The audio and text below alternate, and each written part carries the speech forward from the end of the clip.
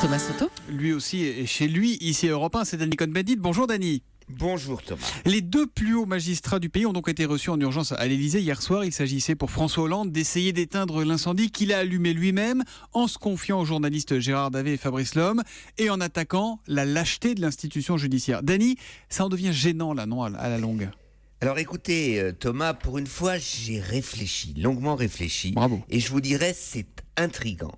C'est intriguant parce que quand on lit les déclarations du président de la République, eh bien on se dit mais qu'est-ce qui lui a pris? Et alors en fait, moi je vois très bien, il s'est payé une thérapie 1h30 par mois avec deux grands malins qui sont les deux journalistes, et il s'est petit à petit lâché comme on se lâche sur un divan. Ce que je ne comprends pas, c'est qu'il ait accepté un contrat où il ne relie pas. Ça n'existe pas, parce que si vous parlez comme ça à bateau rompu en répondant à des questions, une personnalité responsable prend la responsabilité de relire. Bon, mais Dany, les thérapies, c'est pour les cabinets, c'est pas pour l'Élysée. Et ce qui est un peu gênant, c'est que finalement, au bout du compte, quand on met tout bout à bout, on s'aperçoit que François Hollande dit tout et son contraire. Il a des convictions, cet homme-là, ou pas? Il est dans un donjon, c'est ce que disent d'ailleurs Davet et Lhomme dans un chat, etc.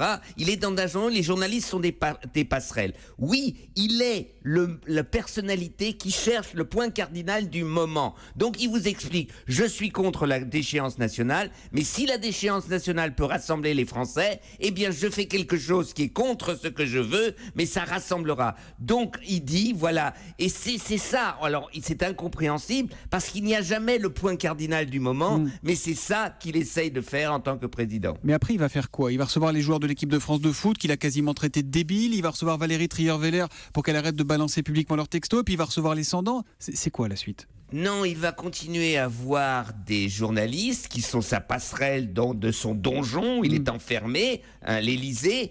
Et il va continuer à savoir s'il doit se présenter ou pas.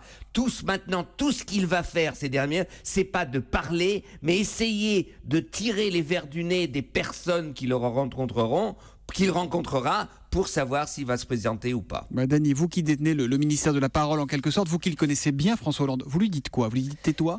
Eh ben, c'est la mi-temps, je lui dis, ou c'est peut-être la fin du match. Alors, prends tes 15 meilleurs copains, tes copains de toujours, enferme-toi pendant une semaine avec eux et discutez vraiment si ça vaut le coup de se présenter ou pas. Que tu sois sûr de ce que tu vas faire, mais arrête comme ça, par petits bouts, de distiller une parole qui devient complètement incompréhensible pour le public. Même quand tu dis quelque chose de vrai, ça continue d'être incompréhensible. L'humeur de Dany tous les matins à 8h moins 10 sur Europe 1 et c'est envoyé. À demain Dany. À demain Thomas, ciao ciao.